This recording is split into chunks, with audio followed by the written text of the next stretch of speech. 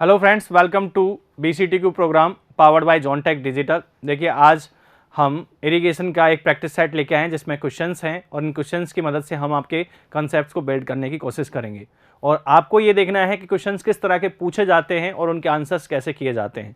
तो चलिए, first question क्या कह रहा है। On which of the canal system R.G. Kennedy, executive engineer in Punjab irrigation department, made his observation for proposing his theory on stable channels. तो यहाँ पर ये पूछा गया है जो R.G. Kennedy था जिसने अपने ऑब्जर्वेशंस लिए थे कैनाल डिज़ाइन के लिए, वो किस सिस्टम पे लिए हैं। तो इसमें ऑप्शंस हैं, देखिए, Krishna western delta canal, lower Bari Doab canal, lower Chenab canal and upper Bari Doab canal. ठीक है, तो R.G. Kennedy ने अपने जो ऑब्जर्वेशन यहाँ पर लिए हैं, देखिए यहाँ से भी क्वेश्चन पूछा गया है एग्जाम्स में और इसका जो आंसर है वो है अपर बारी दोआब सिस्टम से। अपर बारी दोआब सिस्टम पे इसने अपनी स्टडी की है और वहाँ इसने अपने ऑब्जर्वेशंस लिए हैं। तो इसका आंसर हो जाएगा D, upper Bari Doab canal system. चलिए, consumptive use refers to the loss of water as a result of. देखिए, बहुत इंपॉर्टेंट है, वाटर का जो कंजम्पटिव यूज होता है एक क्रॉप के लिए, एक प्लांट के लिए, वो क्या होता है। अगर इसको हम तरीके से देखें तो कंजम्पटिव यूज ऑफ वाटर जो है वो किसकी तरफ किसको रेफर करता है, evaporation loss as well as the transpiration from the cropped area. ठीक है, इसमें जो ऑप्शंस दे रखे हैं वो देखिए, evaporation and transpiration, crop water requirement, evaporation and filtration and evaporation and transpiration, evaporation and transpiration from the cropped area। तो यहाँ पर बात की जा रही है consumptive use refers to the loss of water as a result of cropped area की बात की जा रही है जहाँ पर आपने क्रॉपिंग की है। वैसे तो ये दोनों कंबाइंडली अगर नॉर्मली भी पूछा जाए तो एवापोरेशन एंड ट्रांसपिरेशन चला जाएगा, लेकिन अगर एक क्रॉप के लिए बात की जाएगी तो क्रॉप्ड एरिया में कितना तो एवापोरेशन हो रहा है, कितना ट्रांसपिरेशन हो रहा है, इन दोनों का जो कंबाइंड रिजल्ट होगा उसको हम बोलेंगे कंजम्पटिव यूज ऑफ वाटर। ठीक है, चलिए नेक्स्ट क्वेश्चन क्या हो जाएगा यहाँ पर। Lining of A canal is necessary. Lining क्यों करते हैं? अनलाइन कैनाल में क्या होता है कि सीपेज लॉसेज बहुत ज़्यादा होते हैं, तो लॉस ऑफ वाटर होता है। इस वजह से जो चैनल है वो अपनी ज्योमेट्री चेंज करता रहता है, इस वजह से हम यहाँ पर लाइनिंग करते हैं। तो देखिए कौन कौन से ऑप्शन यहाँ पर वैलिड होंगे। To minimize the seepage loss is canal, to minimize the seepage loss in canal. ठीक है, तो इसकी वजह से भी हम लाइनिंग करते हैं। To prevent erosion of the bed and side due to the high velocity. बिल्कुल, जो अनलाइन कैनाल हैं जिनकी लाइनिंग नहीं हो रखी है उनकी ज्योमेट्री चेंज होती रहती है हाई वेलोसिटी की वजह से, तो इसलिए भी हम क्या करते हैं, लाइनिंग करते हैं। And to increase the discharge in canal section by the increasing the velocity. तो ये भी सही है, यहाँ पर लाइनिंग की वजह से हमारी डिस्चार्ज कैरिंग कैपेसिटी जो है कैनाल की वो भी इंक्रीज हो जाती है। So option C is the correct, मतलब ए बी सी सारे ही करेक्ट है यहाँ पर, तो option D all of above ये क्या हो जाएगा यहाँ पर, करेक्ट हो जाएगा। नेक्स्ट क्वेश्चन क्या कह रहा है। The total number of independent equation that form the Lacey's regime theory is. देखिए, लेसीज रिजीम थ्योरी में कई सारी इक्वेशंस हमने यूज की और उनमें इसने पूछा है कि total number of independent equation. अब इक्वेशन को अगर काउंट करने बैठे तो ऐसे तो हमारा जो ऑप्शन है 6 4 3 2 इनमें से एक ऑप्शन आएगा, लेकिन वो गलत भी हो सकता है। इंडिपेंडेंट का मतलब है यहाँ पर देखिए, जैसे हम वेलोसिटी कैलकुलेट करते हैं तो उसके लिए Q into F square upon 140 की पावर 1/6, इस तरह से एक इक्वेशन हम ये भी यूज़ करते हैं। और ये इक्वेशंस आपसे ऑब्जेक्टिव क्वेश्चन में डायरेक्टली पूछी भी जा सकती हैं, इसलिए मैंने यहाँ पर लिखी हैं। Hydraulic mean radius R is equal to 5/2 V square upon f क्या यहाँ पर सिल्ट फैक्टर हो गया, और P wetted perimeter is equal to 4.75 √Q। तो इन दोनों के लिए ये जो दोनों हैं सेम कंसर्न को दिखाती हैं, इसलिए हमने इनको एक इक्वेशन माना है। And slope of the channel उसको हम कैलकुलेट करते हैं f की पावर 5/3 अपॉन 3340 Q की पावर 1/6। तो एक तरह से अब अगर हम देखें तो नंबर ऑफ इक्वेशंस बन सकती हैं, जैसे सिल्ट फैक्टर की इक्वेशन अलग बन जाती है, लेकिन वो एक ही कंसर्न को यहाँ पर शो करे। तो वेलोसिटी वेटेड पेरीमीटर ज्योमेट्री से and the slope of the canal, यहाँ ये 3 इक्वेशन जो हैं, ये यहाँ पर 3 नंबर ऑफ इक्वेशंस जो हैं इंडिपेंडेंट इक्वेशन हैं। सो आपका जो क्वेश्चन है वो क्या हो जाएगा, इसका आंसर क्या हो जाएगा, the total number of independent equation that from the Lacey's regime theory is 3। So option C is the correct. Count नहीं करना है, आपको ये देखना है कि जो इक्वेशंस आपने लिखी हैं, जो इक्वेशंस आपने यहाँ पर मैनेज की हैं, उनका कंसर्न सेम होना चाहिए, अलग अलग होना चाहिए। जो सेम कंसर्न की हैं उनको आप एक ही कैटेगरी में रखोगे, तो इस वजह से हम यहाँ आंसर कर देंगे यहाँ पर 3। Now as per the Lacey's method for design a alluvial channel identify the true statement from the following. देखिए, weighted parameter increase with an increase in discharge, ये थोड़ा सा इंक्रीज कर लीजिए, इन डिजाइन हो गया है, with increase in discharge. Hydraulic radius increases with increase in silt factor F. Wattage parameter decreases and increase in design discharge. Wattage parameter increases with increase in silt factor. तो देखिए यहाँ पर आपको क्या कैलकुलेट करना है, यहाँ आपको वैटेड पैरामीटर और हाइड्रोलिक रेडियस के बारे में पूछा है, और ये पूछा है identify the true statement from the following. तो इसका आंसर जो है उसको पहले हमको देखना पड़ेगा। तो पहले हम चेक कर लेते हैं सिल्ट वैटेड पैरामीटर को। तो वैटेड पैरामीटर का अभी हमने थोड़ी देर पहले फॉर्मूला लिखा था, P = 4.75 √Q, यही लिखा था। सो वैटेड पैरामीटर इंक्रीज होगा क्योंकि डायरेक्टली प्रोपोर्शनल टू हो गया अब किसके, Q के। तो डिस्चार्ज अगर बढ़ेगा, weighted parameter increases with increase in discharge, तो डिस्चार्ज बढ़ रहा है, डिस्चार्ज बढ़ रहा है तो पी भी बढ़ेगा। तो ऑप्शन ए जो है हमारा करेक्ट हो गया। देखिए हमारा ऑप्शन ए यहाँ पर डायरेक्टली करेक्ट क्यों हो गया, और आपसे identify the true statement from the following, correct statement पूछा है, तो ऑप्शन ए आपका डायरेक्टली करेक्ट हो गया है। तो आपको इन 3 स्टेटमेंट्स को पढ़ने की जरूरत नहीं है, बट फिर भी hydraulic radius increases with increase in silt factor, देखिए आपको पता है कि सिल्ट फैक्टर पे डिपेंड करता है। And weighted parameter decreases with increase in design discharge, तो ये तो डायरेक्टली गलत हो गया यहां से। Weighted parameter increases with increase in silt factor, देखिए सिल्ट फैक्टर के कॉरस्पॉन्डिंग पूछा है वैटेड पैरामीटर को। तो यहां से अगर हम सिल्ट फैक्टर की बात करें, वैटेड पैरामीटर, तो वैटेड पैरामीटर सिल्ट फैक्टर पे किस तरह से डिपेंड है, वो उसके लिए हमको कैलकुलेशन करनी पड़ेगी लास्ट इक्वेशन से, जो थोड़ी देर पहले आपने अभी देखी थी। बट अगर हम यहाँ से जाएं तो यहाँ से हमको ये डायरेक्टली पता लग रहा है कि जो Q बढ़ने पर P बढ़ रहा है, तो हमको ज़्यादा इसमें चेक करने की ज़रूरत नहीं होगी। कई बार क्वेश्चंस को आपको बहुत तेज़ी से सॉल्व करना होता है, तो उसके लिए आपको ज़्यादा ऑप्शंस को चेक करने की ज़रूरत नहीं है। जो पहले ही क्या हो गया, आपका करेक्ट हो गया है, और इसमें ऑल ऑफ दीज का कोई ऑप्शन नहीं है, स्टेटमेंट का कोई ऑप्शन नहीं है, तो इस वजह से हम इस पर नहीं जाएंगे। चलिए, तो नेक्स्ट क्वेश्चन क्या कह रहा है यहाँ पर, देखिए कई यहाँ पर एक लिस्ट दे रखी है, 2, लिस्ट 1 एंड लिस्ट 2, और यहाँ पर थ्योरीज दी हैं और किसके लिए वैलिड हैं, तो उनकी बात की जा रही है। तो एक बार इनको पढ़िए और इनका आंसर कीजिए। चलिए देखिए, सो कॉरियोल्स फोर्स ये किसके केस में होता है, ये होता है आपका रिवर मेंडरिंग के केस में, रिवर मेंडरिंग। खोसलाज कर्व, अगर हम इनको देखें तो देखिए यहाँ पर कॉरियोल्स जो है इसके केस में ए में क्या कौन से ऑप्शन होने चाहिए, ए में तीसरा ऑप्शन होना चाहिए। तो पहले अगर कोई एक ही ऑप्शन इस क्वेश्चन को हमको करेक्ट करवा दे तो बेटर है, हमको ज़्यादा ट्राई करने की जरूरत नहीं पड़ेगी। तो हमको ट्रिक भी सीखना होगा इस तरह के क्वेश्चंस को अटेम्प्ट करने की। तो ए में थर्ड जहाँ पर आ रहा है उसको टिक कर लीजिए। तो ऑप्शन ए तो गलत हो गया एंड डी गलत हो गया, ए एंड डी गलत हो गया। नेक्स्ट अगर हम बात करें तो खोसलाज कर्व जो है बियर्स एंड बैराज पे काम करता है, खोसलाज कर्व बियर एंड बैराज पे काम करता है। सो बी में कितना होना चाहिए, 1 होना चाहिए, तो वी में 1 होना चाहिए। तो यहां से ये जो ऑप्शन है, ये ऑप्शन तो पहले ही गलत था, और 1 और किस में आ रहा है, इसमें भी 1 आ रहा है। तो हमको बी एंड डी में चेक करना होगा, लेकिन डी पहले से गलत है यहां से। तो अभी हमारा ऑप्शन जो जा रहा है वो बी ऑप्शन बी अभी तक करेक्ट जा रहा है, क्योंकि ए में सही मैच हो रहा है, बी में सही मैच हो रहा है। एक बार हम सी में देख लेते हैं कि सी में क्या मैच हो रहा है। गंबल्स मेथड जो है आपका, दिस इज गंबल्स मेथड से हम क्या करते हैं, एस्टिमेशन ऑफ फ्लड करते हैं।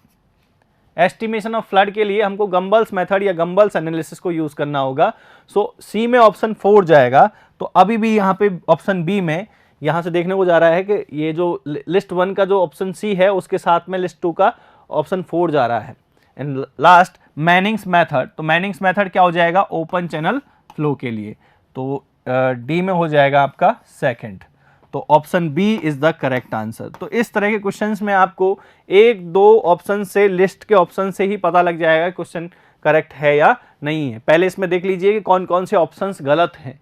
तो पहले गलत जो ऑप्शंस हैं उनको यहाँ पे हटा दीजिए, उसके बाद में आपको यहाँ पर चेक करना होगा कि कौन सा ऑप्शन करेक्ट है। तो इस केस में option B is the correct answer. Now the consumptive use of water for a crop during the particular stage of growth is 2 mm per day. Consumptive use दे रखा है। The maximum depth of available water in the root zone is 60 mm। कितना water available हो सकता है, 60 mm।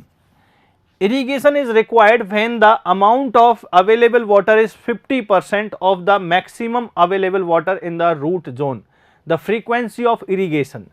देखिए इसको एक सिंपल मेथड से समझेंगे कि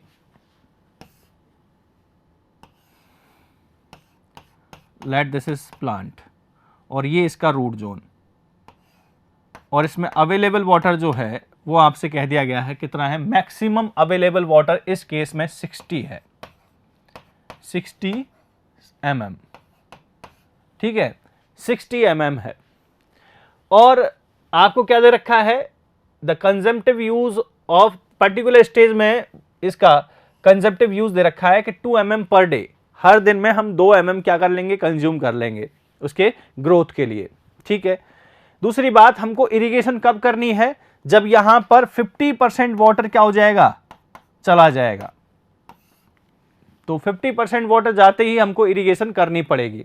ठीक है, तो हमको यह देखना होगा कि 50% वाटर कितने दिन में चला जाएगा, बस यही तो कैलकुलेशन करनी है। फ्रीक्वेंसी ऑफ इरिगेशन का मतलब क्या है कि जो हमारा क्राइटेरिया है, जैसे यहां क्राइटेरिया दे रखा है, irrigation is required when the amount of available water is 50% of the maximum available water.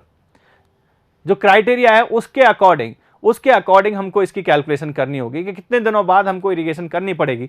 तो जैसे जैसे हम एक दिन में हम 2 mm यहां से खर्च कर लेंगे, एक दिन में 2 mm, और ये कितना है, ये 50% ऑफ मैक्सिमम अवेलेबल वाटर है।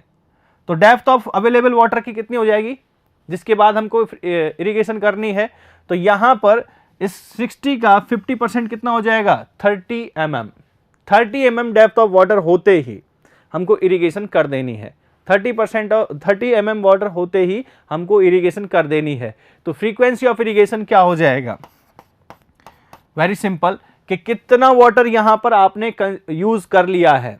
ठीक है ना, तो कितना वाटर यूज कर लिया है, 50% ऑफ मैक्सिमम अवेलेबल वाटर। तो 50% of 60 mm maximum available water, and the consumptive use of the water कितना है, 2 mm पर डे। तो यहां से आप फ्रीक्वेंसी ऑफ इरिगेशन कैलकुलेट कर सकते हो कि भाई कितने दिन में हम इतना यूज कर लेंगे, भाई इतना तो रहना चाहिए। यहां क्या कहा गया है, irrigation is required when the amount of available water is 50%।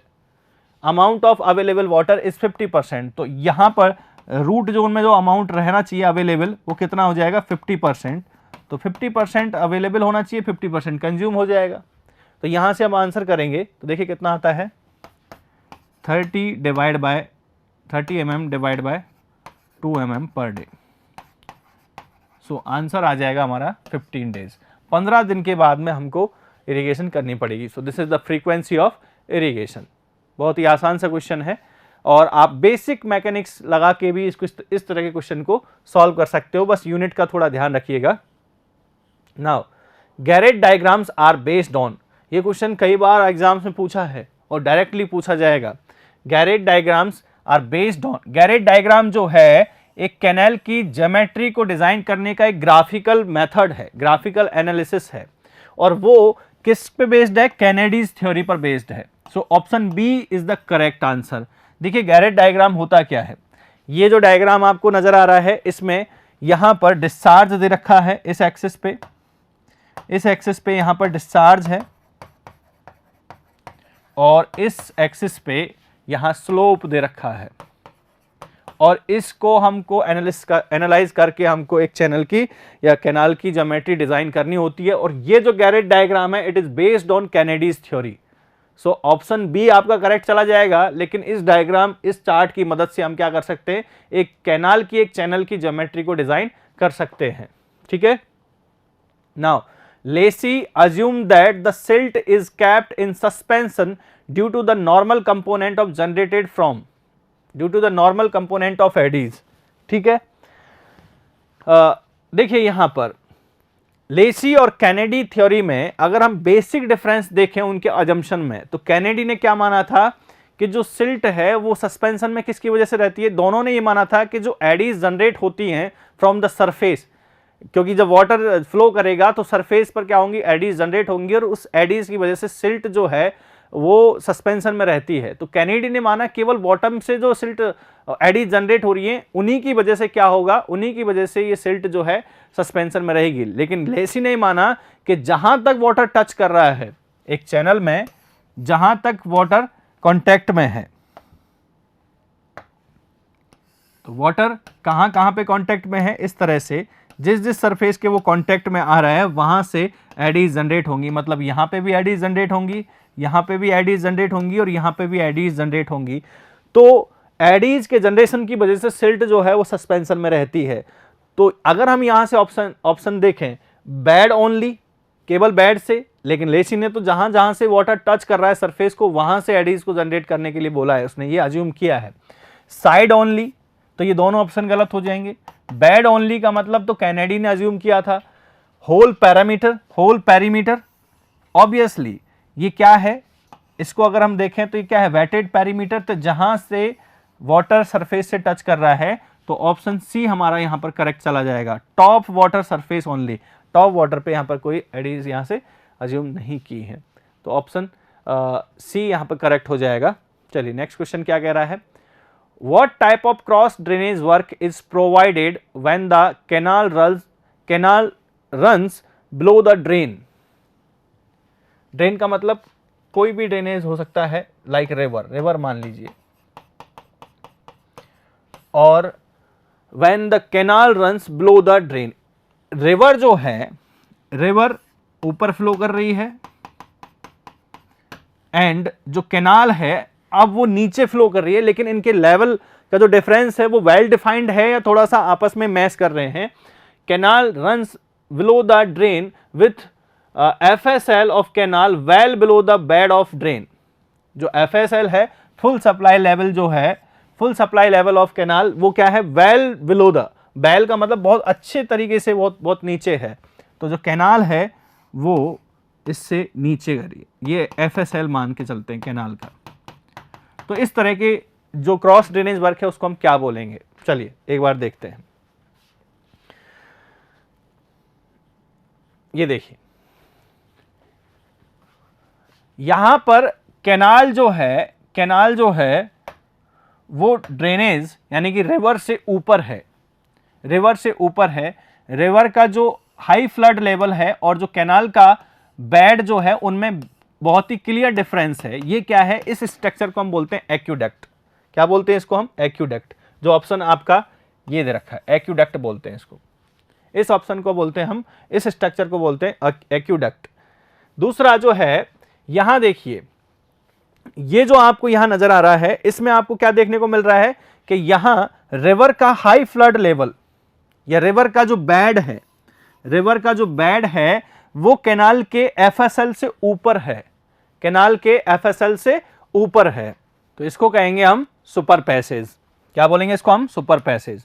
और जो क्वेश्चन आपसे पूछ रहा है वो उसमें यही दे रखा है। क्वेश्चन में आपसे क्या पूछा है, देखिए, जो canal runs below the drain, जो रिवर है उसके नीचे बह रही है, with FSL full supply level of canal well below the bed of the drain. तो यहां जो ऑप्शन है, जो क्वेश्चन आपको दे रखा है उसका ऑप्शन तो क्या चला जाएगा, सुपर पैसेज, क्योंकि वेल डिफाइंड क्लियरली मेंशन है, यहां पर क्लियरली दिखाई दे रहा है आपको कि जो रिवर है वो ऊपर बह रही है कैनाल से, और इन दोनों के बीच में बहुत ही क्लियर क्या है, क्लियर डिफरेंस है। इस रिवर के बेड और कैनाल का फुल सप्लाई लेवल के बीच में क्लियर क्या है, क्लियर डिफरेंस है, तो इसको बोलते हैं हम सुपर पैसेज। पहला क्या था, एक्यूडक्ट, जिसमें कैनाल ऊपर है और रिवर नीचे है, ठीक है, ये क्रॉस ड्रेनेज वर्क्स हैं। यहाँ कैनाल ऊपर है और रिवर जो है इससे क्या है, बहुत ही क्लियरली नीचे है, इनके बीच में बहुत डिफरेंस आ रहा है, इसको बोलेंगे एक्यूडक्ट, और इसका जस्ट अपोजिट हो जाएगा सुपर पैसेज। ये जो है देखिए, कैनाल इससे ऊपर है, ड्रेनेज से ऊपर है, रिवर से ऊपर है, लेकिन यहां जो रिवर का जो हाई फ्लड लेवल है और कैनाल का जो बेड है, इनका लेवल बहुत ही ज्यादा क्लियरली डिफाइंड नहीं है। और इस तरह के केस में जब हम स्ट्रक्चर तैयार करते हैं, क्रॉस ड्रेनेज वर्क करते हैं, उसको बोलते हैं साइफन एक्यूडक्ट, ठीक है। और अगर कैनाल एंड रिवर दोनों सेम लेवल पे हों तो उसको बोलते हैं लेवल क्रॉसिंग। तो यहाँ जो ऑप्शंस हैं वो चारों ऑप्शन हमने यहाँ पर डिस्कस किए हैं। एक्यूडक्ट क्या होता है, जब कैनाल ऊपर होती है, रिवर नीचे होती है और क्लियरली स्पेसिंग होती है, क्लियर डिस्टेंस होती है उनके दोनों के लेवल में। सुपर पैसेज क्या होता है, जब रिवर ऊपर होती है और कैनाल नीचे होती है और उनके बीच में क्लियर डिस्टेंस होता है, क्लियर एकदम बोल सकते हैं हम, क्लियरली विजिबल है। लेवल क्रॉसिंग क्या होता है, जब कैनाल और रिवर दोनों ही एक ही लेवल पर फ्लो कर रहे हों तो उसके लिए level crossing drainage work, cross drainage work करना पड़ेगा। एंड साइफन एक्यूडक्ट क्या हो जाएगा यहाँ पर, कि जो कैनाल है वो रिवर से ऊपर है, लेकिन उन दोनों के लेवल में बहुत ही वेल डिफाइंड डिफरेंस नहीं होता है। तो इस केस में जो ऑप्शन चला जाएगा आपका, दैट इज बी। चलिए next question is, for a flood control reservoir the effective storage is equal to. देखिए इफेक्टिव स्टोरेज का मतलब होता है, यहां पर इफेक्टिव स्टोरेज का मतलब होता है useful storage plus surcharge storage. Total storage में से अगर हम वैली स्टोरेज को माइनस कर दें, useful storage plus surcharge storage minus valley storage, उसको हम बोलते हैं इफेक्टिव स्टोरेज। उसको हम क्या बोलेंगे, इफेक्टिव स्टोरेज। तो यहां ऑप्शन डी में देखिए, useful storage plus surcharge storage minus valley storage, option D is the correct answer. देखिए यहां केवल यूजफुल स्टोरेज में से वैली स्टोरेज को माइनस कर दिया, लेकिन सरचार्ज स्टोरेज को ऐड नहीं किया है। यहां useful storage plus surcharge storage को यहां ऐड किया गया है। And useful storage plus surcharge storage plus valley storage, इसको हम ओवरऑल रिजर्वायर वॉल्यूम कह सकते हैं, कैपेसिटी बोल सकते हैं, लेकिन इफेक्टिव स्टोरेज नहीं है, क्योंकि जो वैली स्टोरेज है वो हमारे कोई काम नहीं आना है। उसमें क्या होगा, सिल्ट कंटेंट बहुत ज़्यादा होगा। तो इसलिए इफेक्टिव स्टोरेज क्या होगा, सरचार्ज प्लस यूजफुल में से अगर वैल्यू माइनस कर दिया जाए तो उसको हम बोलेंगे यूजफुल इफेक्टिव स्टोरेज। क्लियर। चलिए next question is, a weir on a permeable foundation with downstream sheet pile is shown in the figure, the exit gradient as per Khosla's method. काफ़ी अच्छा क्वेश्चन है, काफ़ी इंपॉर्टेंट क्वेश्चन है। बस इस question में आपको देखना है कि खोसलाज इक्वेशन किस तरह से यूज की जाएगी।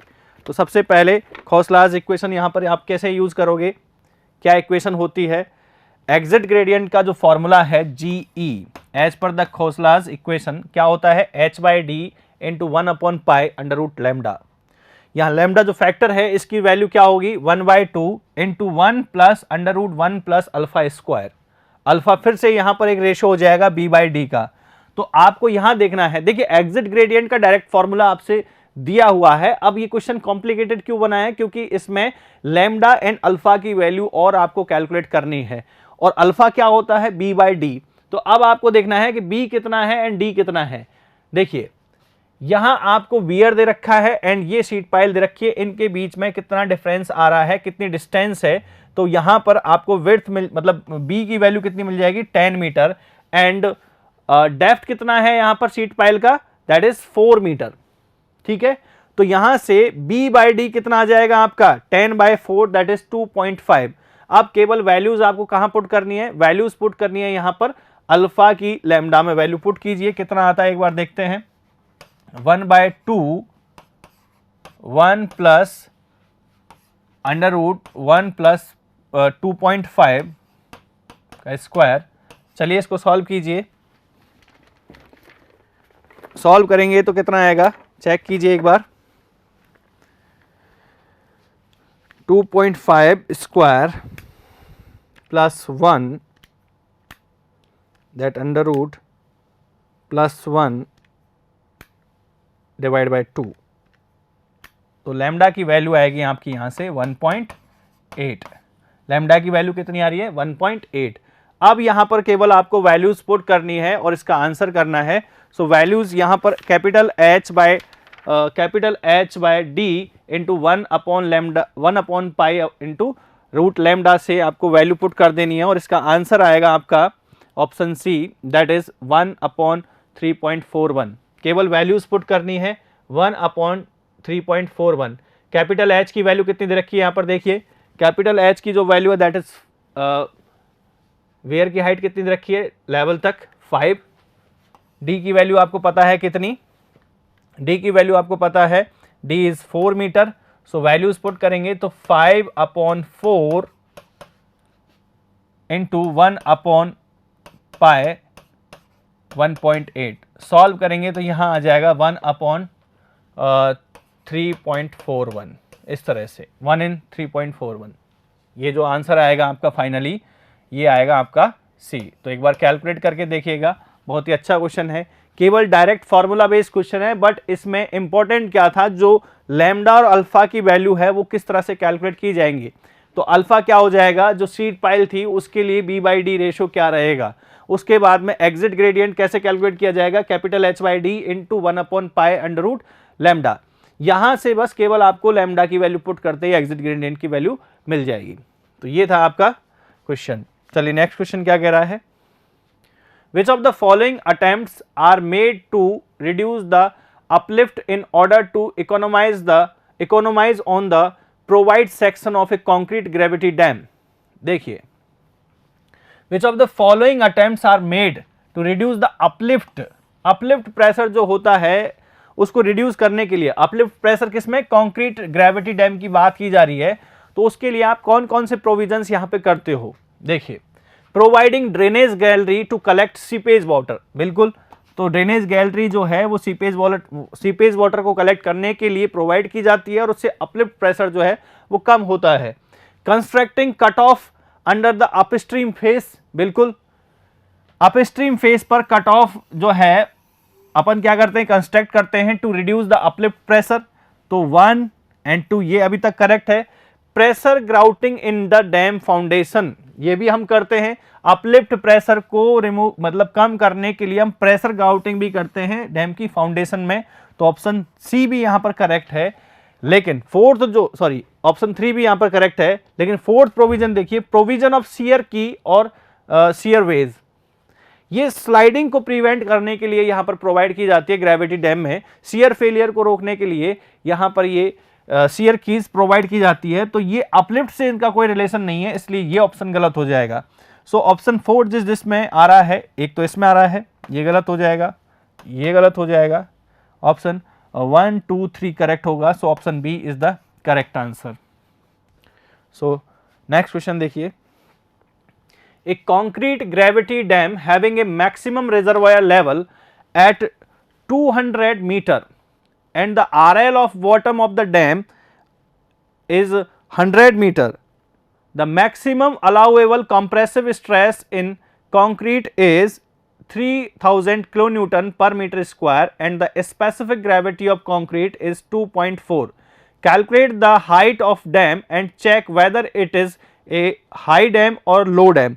तो इसके लिए आपको क्या करना है, मैक्सिमम हाइट का फॉर्मूला यहां पर यूज करना है और उसको कंपेयर करना है गिवन हाइट से, और आप वहां से आंसर कर सकते हो कि ये डैम जो है हाई डैम है या लो डैम है। तो इसके लिए आपको मैक्सिमम हाइट का फॉर्मूला क्या होगा, दैट इज यहां से आप लिख सकते हो capital H is equal to F upon gamma W into S+1 SC।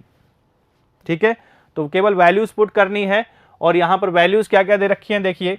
F क्या है, allowable maximum allowable compressive stress in concrete, तो यहां से आ जाएगा 3000 किलोन्यूटन पर metre square and this is 9.81। ये कितना दे रखा है, SC specific gravity of concrete is 2.4 + 1। This is specific gravity of concrete SC। तो वैल्यूज पुट कीजिए और आंसर देखिए कितना आता है, कैलकुलेट कीजिए इसको। 3000 divide by 3000 divide by 9.81 divided by 3.4, so it is 89.94 meter, so almost 90 meter dam की हाइट आई है। तो ये मैक्सिमम एच मैक्स तो हमने कैलकुलेट कर लिया है, एच मैक्स हमने कैलकुलेट कर लिया है, बट इसका जो ऑप्शन है, इसका जो आंसर है वो क्या करेक्ट होगा, क्योंकि इसमें आपसे पूछा है कि ये लो डैम है या हाई डैम है, तो इसके लिए आंसर जो जाएगा आपका 90 मीटर हाइट करेक्ट है, लेकिन ये कैसा डैम है, हाई ग्रेविटी डैम है। अब ये हाई ग्रेविटी डैम कैसे हुआ वो आपको यहां पर देखना होगा।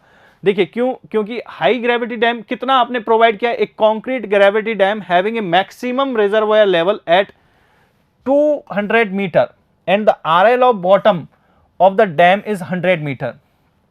तो एक तरह से आपको ये हिंट दे रखी है कि इसका RL दे रखा है हमको 100 मीटर, RL है ये, हाइट नहीं है डैम की, और यहां मैक्सिमम लेवल तक, मतलब यहां तक की बात कर रहे हैं, ये कितना है 200 मीटर इसका यहां पे RL दे रखा है, तो हाइट कितनी आ रही है, हाइट कितनी आ रही है 100 मीटर। डिफरेंस अगर देखेंगे तो जो H है, जो आपने बनाया हुआ है, जो H है वो 100 मीटर है, 100 मीटर है, क्लियर। लेकिन उसकी एलिमेंट्री प्रोफाइल इक्वेशन से अगर हम जाएं तो H जो मैक्सिमम आ रहा है वो कितना है, कि भाई इसकी एलिमेंट्री प्रोफाइल को सेटिस्फाई करने के लिए maximum height of the concrete dam कितना होगा, 90 मीटर होगा। तो इस इक्वेशन से जो H आया है वो जो आपने प्रोवाइड की है उससे कम है। तो जो आपने जो डैम बनाया है, मतलब जो डैम यहां पर है वो कैसा है, हाई ग्रेविटी डैम। मतलब आपने जो प्रोवाइड किया है वो गिवन इक्वेशन से अगर ज्यादा है तो ये हाई ग्रेविटी डैम है, अगर वो कम होती तो वो लो ग्रेविटी डैम हो जाता। So option A is the correct answer, H is equal to 90 metre and it is a high gravity dam. So this is all about the irrigation practice set. So thank you so much and keep watching this.